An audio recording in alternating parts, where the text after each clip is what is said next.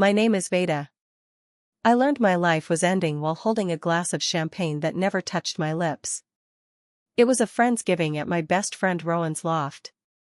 Brick walls. Edison bulbs. A playlist that pretended we were all fine. My boyfriend Julian stood to make a toast. He thanked chosen family and looked right at Rowan in a way that pushed heat into my cheeks. People laughed at some line I did not hear. I was busy counting. 1 heartbeat. 2. 3. The number you repeat when you are trying not to spill. After the toast, Rowan brushed past me to the kitchen. Her perfume was the one I bought her last spring. Julian followed her like a tide follows the moon. I set my glass down and went to refill the ice. The freezer door opened on a quiet blue light. In that small electric glow, I heard them on the other side of the half wall. Not words. A sound. The kind of soft that belongs to mouths too close.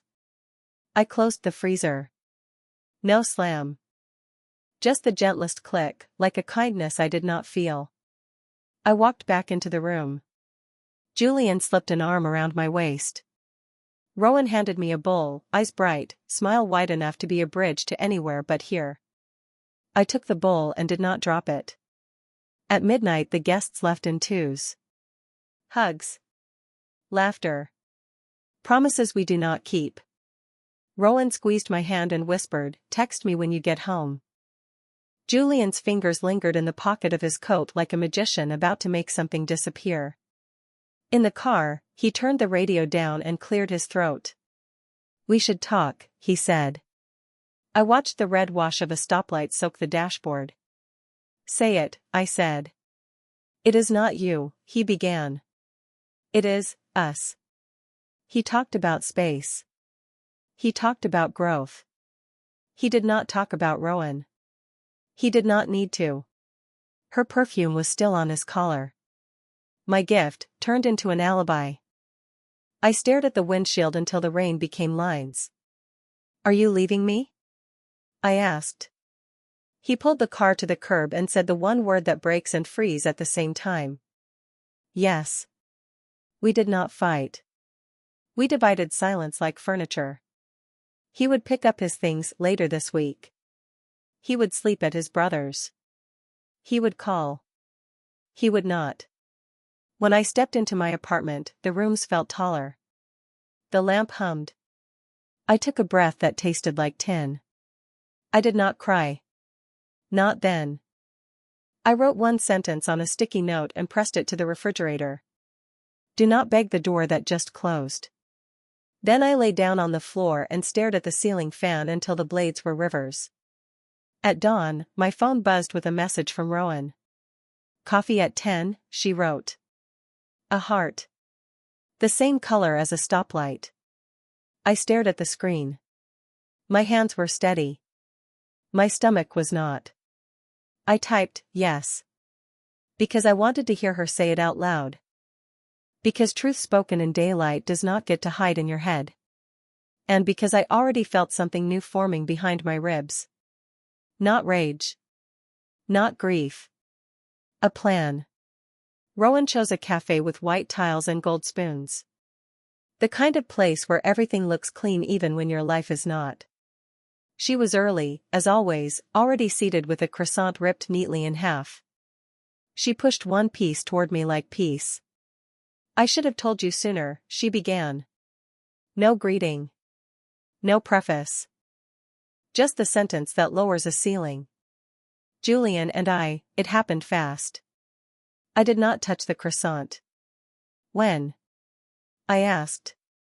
She folded and unfolded her napkin. "After your product launch," she said. "You were busy. You were exhausted." He was around. Her eyes shone the way eyes shine when someone enjoys the salt in a story. I pictured that night. The launch that almost broke me. The cake Rowan ordered. The way Julian carried my heels to the car. I felt my mouth curve in a smile that did not belong to me. I set it down like a cup I did not need.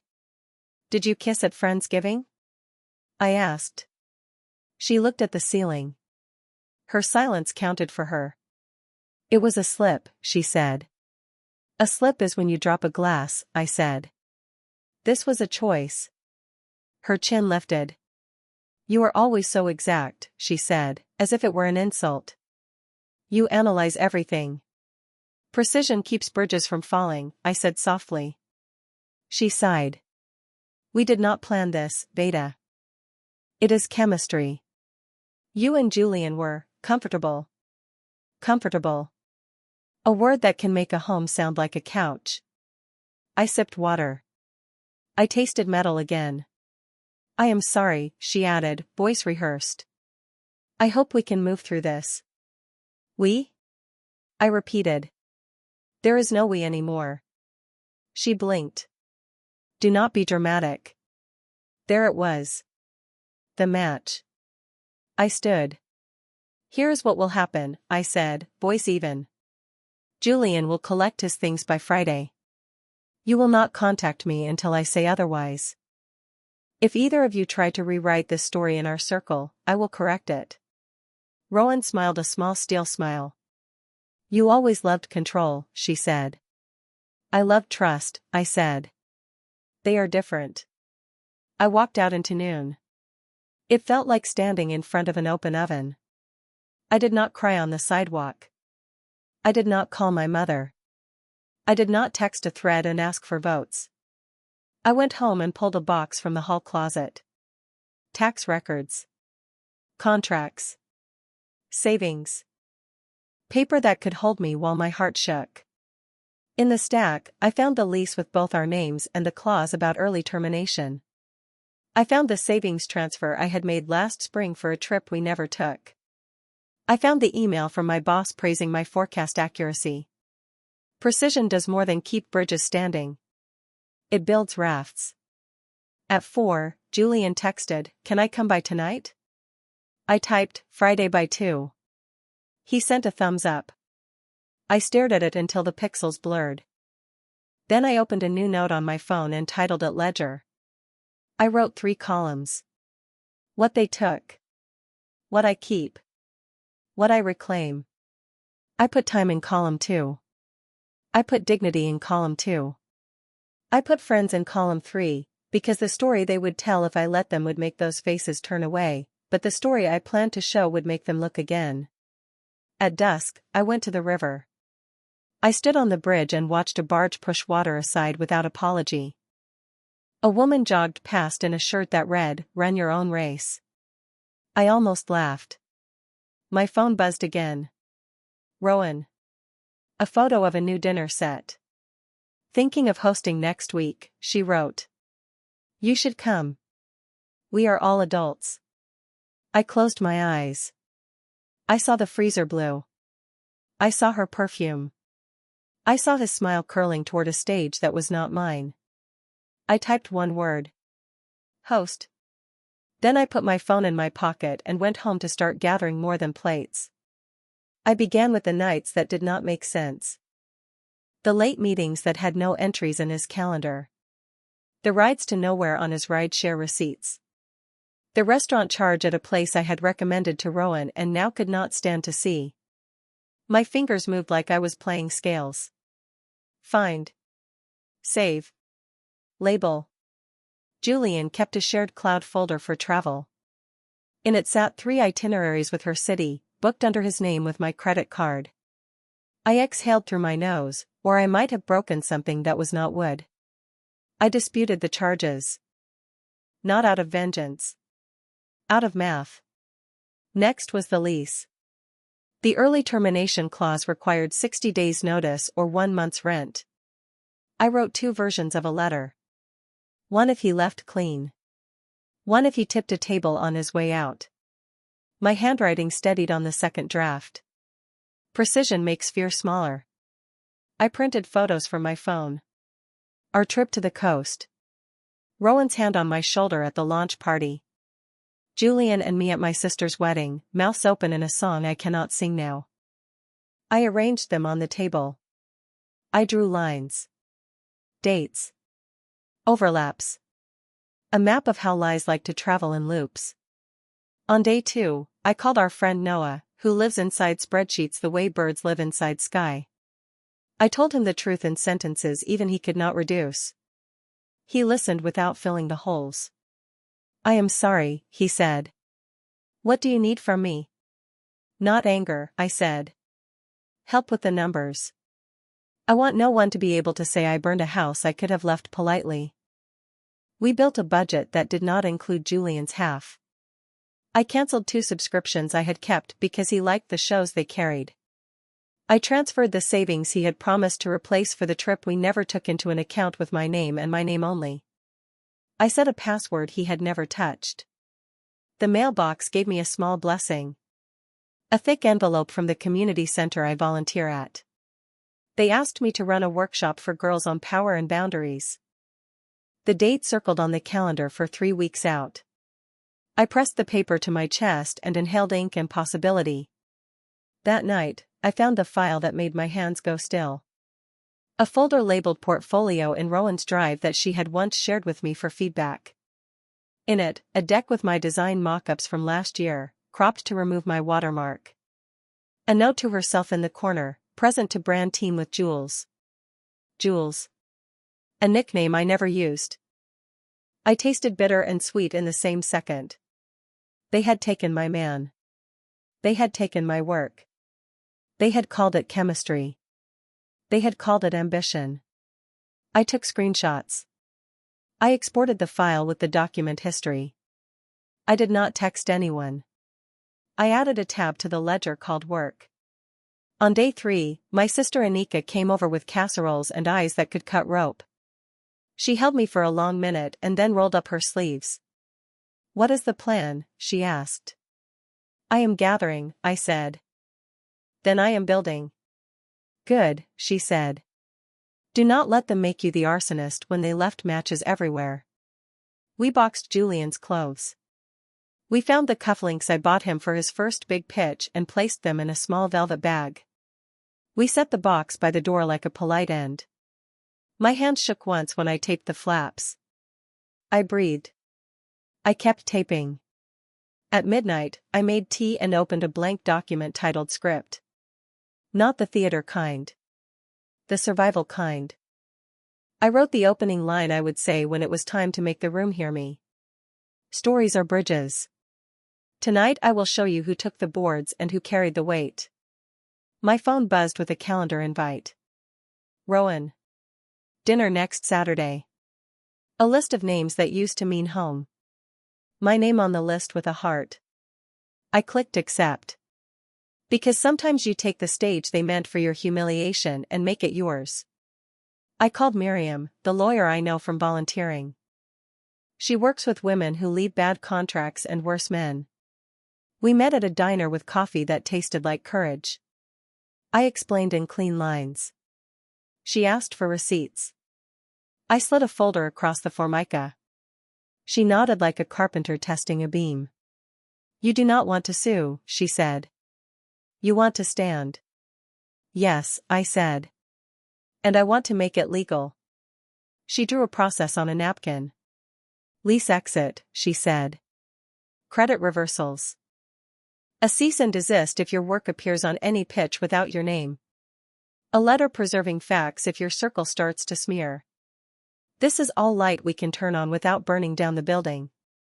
I smiled for the first time that week. I do not want fire, I said. I want windows. Good, she said. Windows are harder to argue with.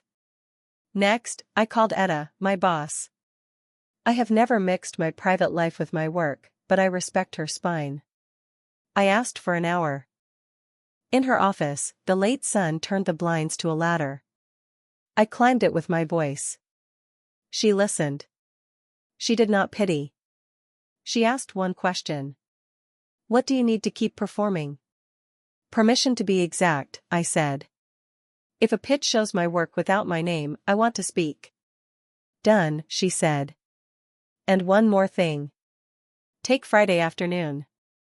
I want you rested for whatever next week is. I left her office lighter by a unit of measure no one has named yet. Anika built a group text named Circle, not Circus, with the 2 friends we trusted most. We shared the plan. No leaks. No subtweets. No warnings to Rowan. The stage would do the telling. The truth would be the headline. For the dinner, I asked Noah to bring a camera, not for drama, for documentation. He would be our calm historian. He agreed with a simple, "I will keep my hand steady."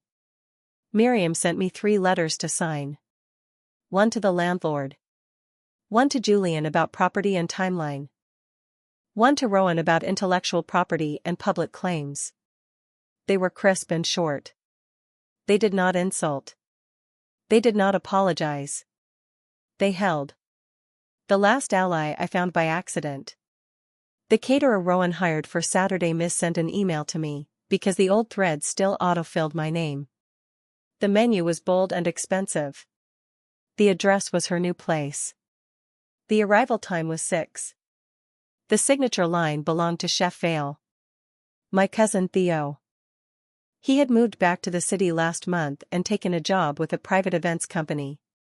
I called him. He answered from a walk-in fridge. "Beta. What brings you to my cold office?" I told him everything in 3 sentences. He whistled low. "Do you want me to pull out?" he asked. "No," I said. "I want you to show up. And I want one switch."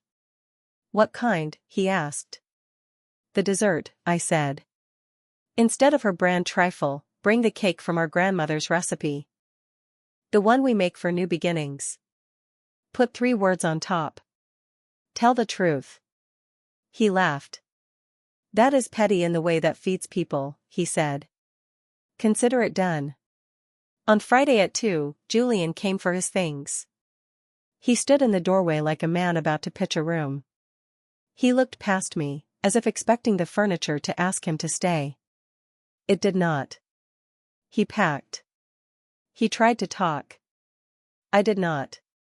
At the end, he held the velvet bag with the cufflinks and said, "You are being cruel." "No," I said. "I am being clear." He left with 2 boxes and no key. I changed the lock while my hands shook and then stopped. Saturday morning, I ironed a dress my mother loves because it makes me look like I know a map even when I am lost. I printed 4 pages. The lease clause. The credit reversals. The document history on my design. A single photo from Friendsgiving. Julian's hand on Rowan's wrist at the sink. At 5:45, I put the pages in a folder with a brass clip. I put the folder in a tote. I put my breath in my body and kept it there. At 6, I walked into Rowan's new place with a bottle of sparkling water and a face that made men underestimate me. By 6:15, I saw the way the room leaned toward them. By 6:30, I knew how I would stand it back up. And by 6:40, a knock on the door set the pivot in motion. The knock belonged to Theo and his team, carrying trays that smelled like late summer and forgiveness. He winked once when he passed me and set the cake box on a sideboard, hidden under a linen cloth. Rowan floated toward the kitchen, hostess smile anchored in place. Julian took coats and compliments. I watched, quiet inside my skin, counting the ways a room gives permission to the loudest story. I had walked in with a plan in 3 acts. Act 1, let them speak first. People reveal more when they believe no one will correct them. Act 2, ask one precise question that requires a timeline. Act 3, show the ledger, not the wound. Rowan tapped a glass with a spoon. "Friends," she said, "we wanted to bring everyone together. New home. New season." She placed her hand on Julian's sleeve like a brand. "New love." Gasps. Claps. Someone said, "You two make sense." Someone else squeezed my shoulder and whispered, "Are you okay?" I nodded. My mouth tasted like pennies. They told a story polished by practice. We did not plan this. We felt a pull. Honesty is our policy. The word honesty hung in the air like a chandelier made of sugar. Beautiful. Fragile. Not meant to hold weight. When they were done, I lifted my hand. "May I ask one question?" I said. Rowan smiled, magnanimous, queenly. Of course, she said. What day did you tell Julian you loved him? I asked. My voice was gentle. My eyes were not. Her smile faltered. That is personal, she said. It is also math, I said. I need the number to check the overlap. A murmur skimmed the room. Julian cleared his throat. We do not traffic in dates, he said. We traffic in truth. Dates are truth, I said. I turned to Noah. Are you rolling? He nodded once, camera at his chest like a heartbeat. Rowan's friend from work, a woman who notices things for a living, spoke into the hush. It matters, she said. People are not props. Rowan exhaled. Fine, she said. End of September. I unfolded the first page. Our lease renewal date, I said. I laid it on the table. I unfolded the second. The charge on my card for your hotel that same weekend. I laid it down. I unfolded the third. The document history from my design you presented to the brand team in October. I laid it down. The pages made a soft sound. Paper can be thunder if the room is quiet. Julian laughed, thin.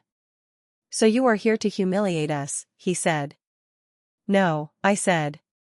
I am here to calibrate the narrative. Rowan's jaw tightened. You will not make me the villain, she said.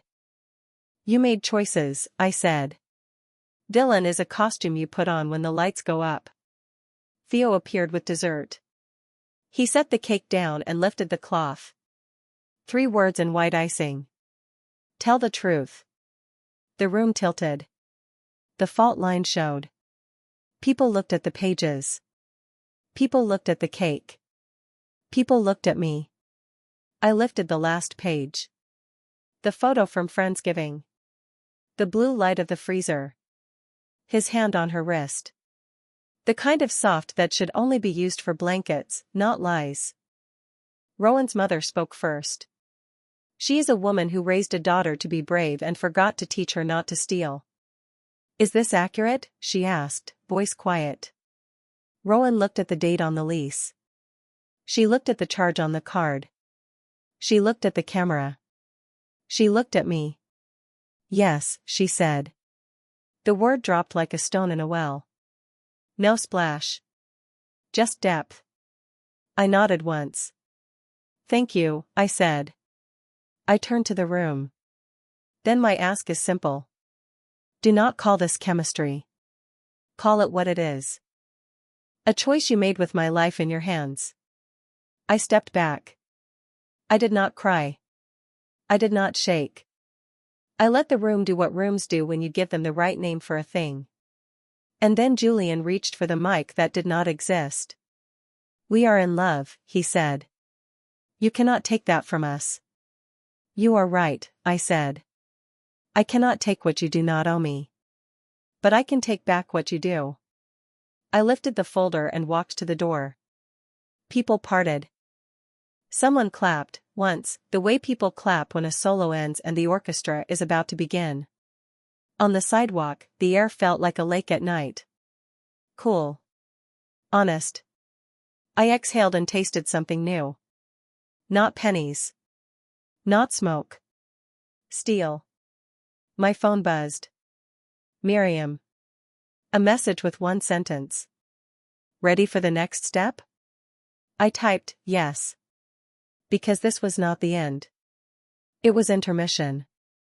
The second act would not be a plea. It would be a transfer.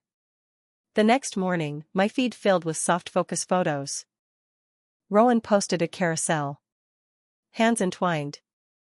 Coffee mugs. A caption about finding your person. Comments bloomed like lilies. So happy for you. Love wins. Meant to be. Then there it was. A line that made my stomach clench. We started fresh in October, she wrote. We honored all commitments. She did not say my name. She did not have to. Our circle knew the date on the lease. People wanted a story they could share without washing their hands after.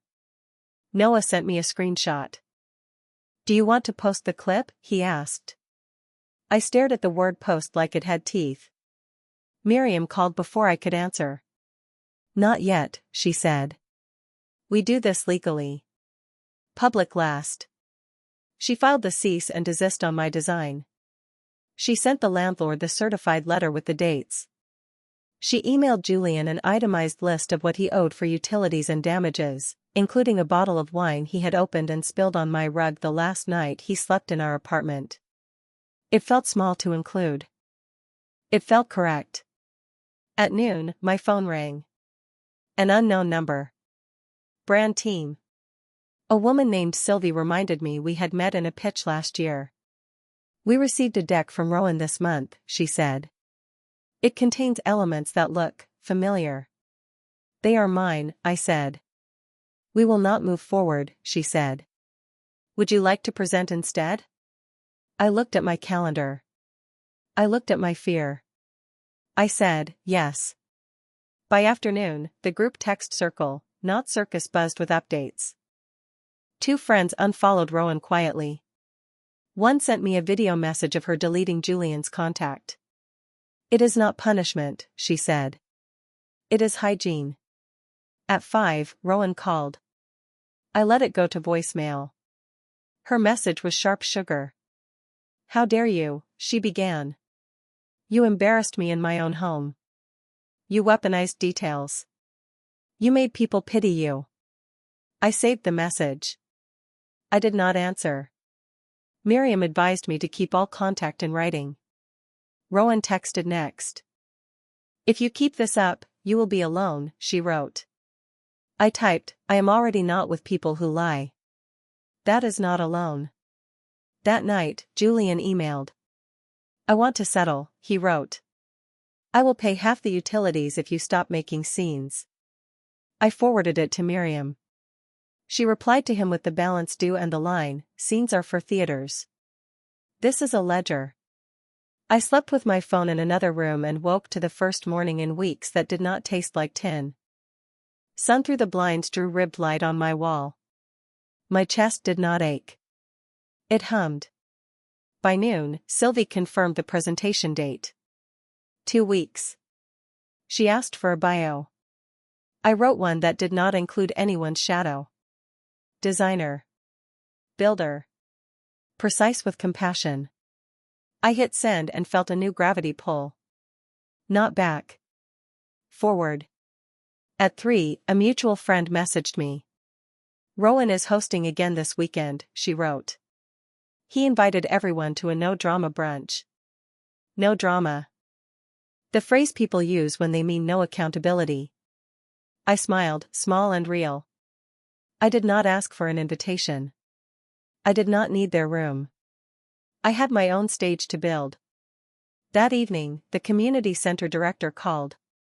"We had a cancellation," she said. "Can you do your workshop next Saturday instead?" "Yes," I said without asking my calendar. My life was making a new schedule. I wanted to keep up. The plan pivoted with grace. Public later. Work now. Community always. And then a letter arrived that turned the quiet into sound. The landlord approved the early termination and returned my deposit in full. A note at the bottom read, "Your letter was clear." Clear beats loud.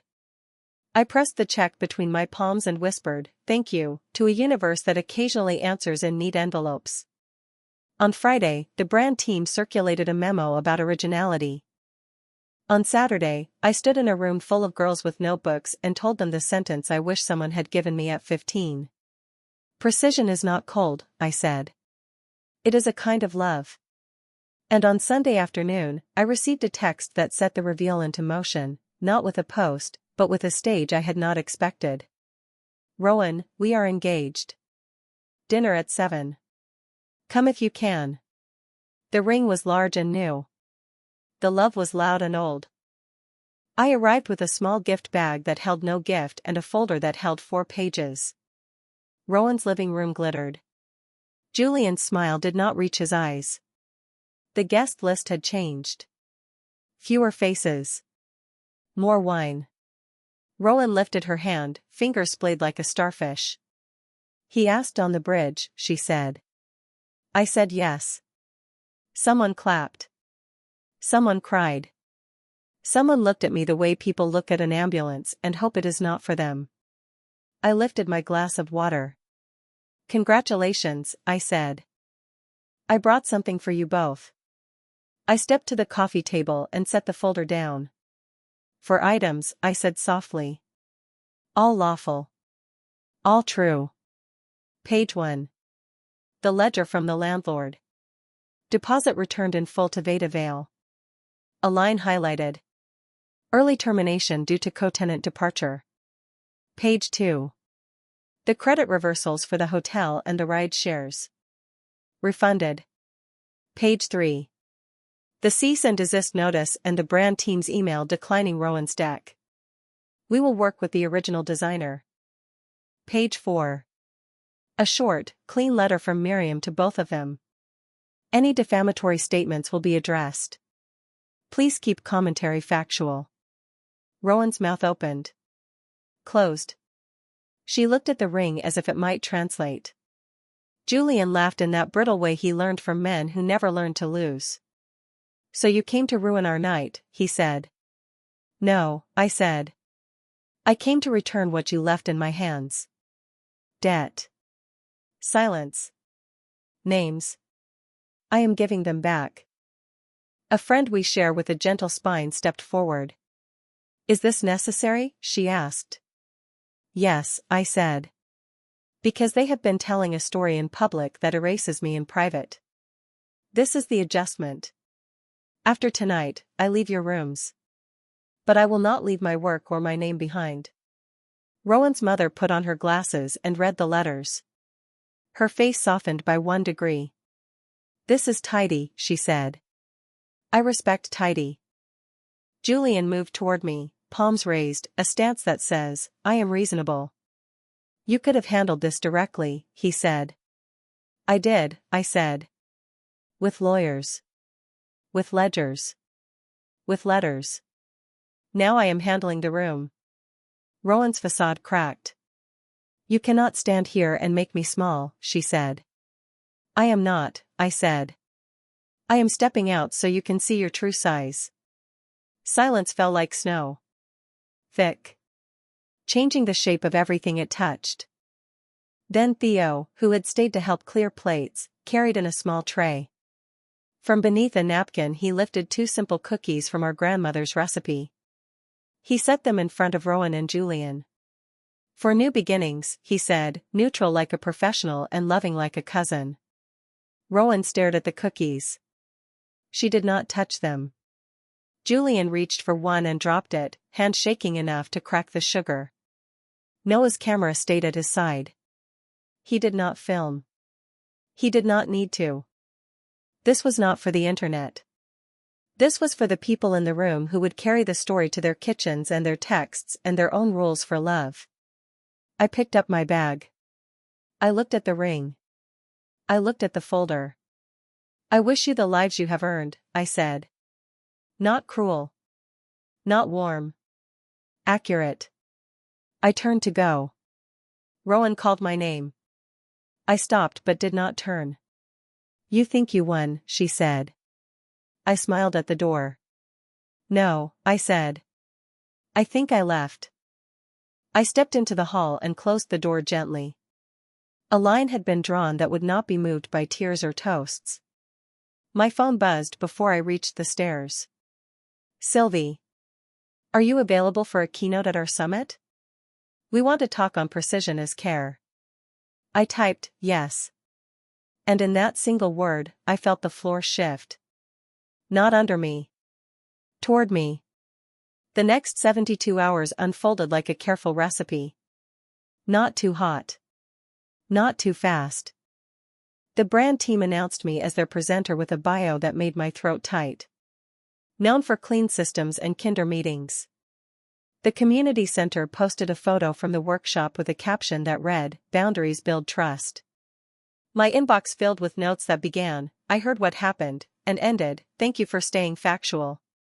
Rowan's feed went quiet. Then she posted a single photo of her hand, the ring turned inward, a caption about navigating complexities and protecting peace. People who had sent hearts the week before sent ellipses now. The room had learned a new word. Sequence. They wanted it before they gave their applause. Julian texted one more time. "I will send what I owe. Do not contact me again." I replied with a single line. "Please send in one transfer by Friday." He did. The notification pinged like a tiny bell on a morning with air that does not hurt. Two friends apologized for the way they had smiled at the engagement. "We wanted to believe in love," one wrote. "We forgot that love without accountability is just appetite." I forgave them without handing them a medal. That is a skill that takes years. I was glad I had practiced. Ronan, the mentor who had taught Julian most of his tricks, posted a long paragraph about private matters. It did not land. The comments asked for timelines. He deleted the post. At work, Etta pulled me into a small room and closed the door softly. "I watched your workshop," she said. I cried into my sandwich. We laughed. Then she grew serious. "We want you to lead a series on precision and compassion. Paid. Your time. Your terms." I said yes without explaining why this felt bigger than money. My yes tasted like a fruit I had forgotten grew on my own tree. On Thursday, I opened a box on my stoop. Inside was a journal with thick paper and a card from Noah. For what comes next. Not for what they did. I ran my hand over the cover and felt the world become a room I wanted to stay in. That night, I walked by the river. The same bridge where Julian had proposed to her held a couple dancing to a song only they could hear. I did not flinch. I did not taste tin. I smiled. The water moved forward without asking anyone for permission. On Friday, the transfer hit my account. I took $50 and bought lilies for Anika and a bottle of wine for Miriam and a pound of coffee for Theo. I wrote 3 notes that began the same way. For holding a line you did not draw. Saturday, I rested. Not the collapse of a person who barely made it. The steady exhale of someone who designed a landing and stuck it. Sunday morning, the community center director called with a tremor in her voice. "We received a gift," she said. "Anonymous. For your program. Enough to fund it for a year." I closed my eyes. I saw the girls with their notebooks. I saw my own 15-year-old face. I did not cry. I promised again. I will make it count. Then I opened my laptop and wrote the closing slides for the summit. The last one read, "Precision heals. Loud does not always mean strong. Quiet does not always mean weak." And just as I saved the file, my phone buzzed with a name I never expected to see again. "Rowan. Can we talk?" We met in a small park at noon because daylight is the strictest judge. Rowan wore sunglasses and a sweater too warm for the day. She did not hug me. I did not offer. "I am not here to apologize," she said, the way people speak when they have practiced an apology and erased it 5 times. "I am here because the story is getting away from me." "It was never yours," I said softly. "It was ours. Then you took it. Now it is mine again." She pushed her sunglasses up and looked at me without lenses. "People are asking questions," she said. "They want dates. They want receipts. It feels hostile." "It feels like accountability," I said. "You love slogans about honesty. This is the cost of printing those words." She swallowed. "I am not happy," she said. The sentence surprised us both. "I believe you," I said. We stood in silence while a child on a scooter traced lazy 8s over the path. She sighed. "Do you hate me?" she asked. "No," I said. "Hate is a house.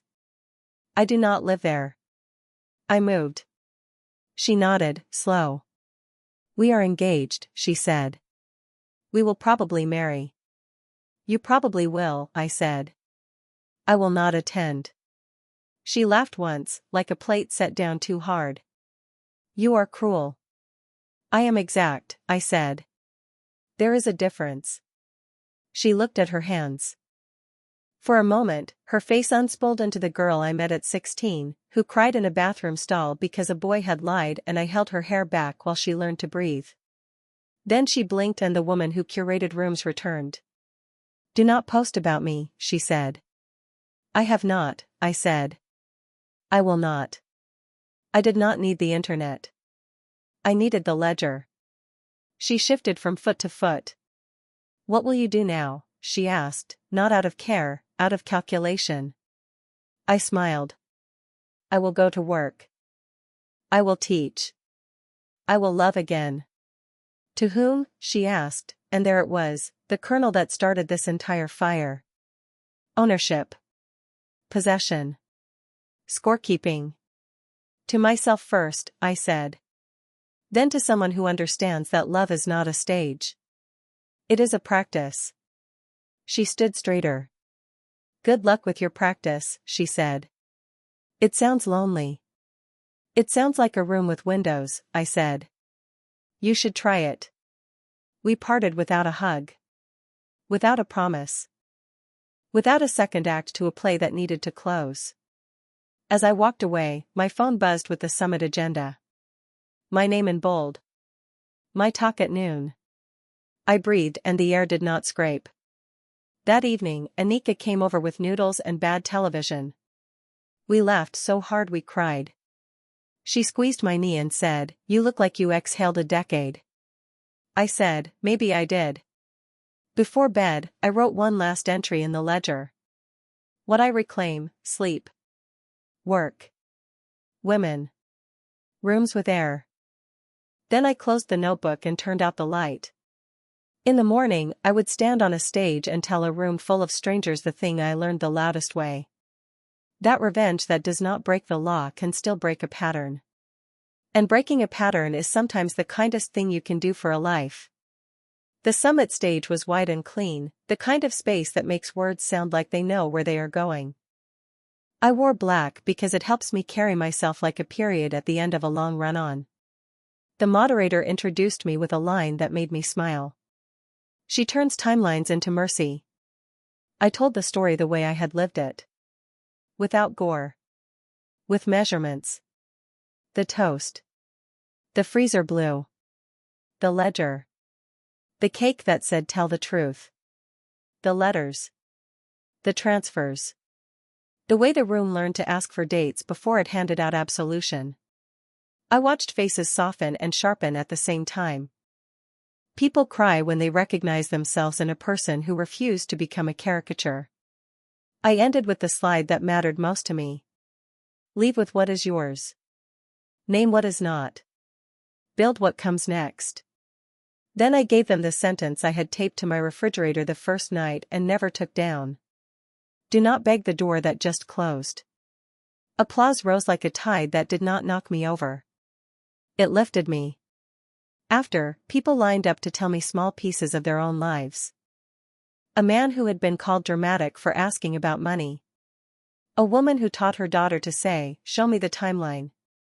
A friend who unfollowed a story because it did not have dates. I wrote facts or care in the front of 3 notebooks and precision is love and 2 more. When I left the building, the sun had gone to the other side of the street. The air tasted like the first hour after rain. I walked to the river. I stood on the bridge that had seen too much and not enough. I called my mother. I called Miriam. I texted Theo a photo of a bakery window and asked if he wanted a cookie that did not crack. Then I turned to you, the person listening in your car or your kitchen or your bed. Maybe your chest is tight. Maybe your palms are damp. Maybe you have been told that calm means quiet and that love means swallowing. Here is what I know. You can keep the law and still empty the house that hurt you. You can be kind and still be exact. You can walk out with your name, your work, your breath, and your future. If this story met you at the right moment, Tell me in the comments one thing you will reclaim this week. Or tell me the sentence you will tape to your refrigerator. Or tell me where you are listening from. I will read every one, slowly, with tea, and with care.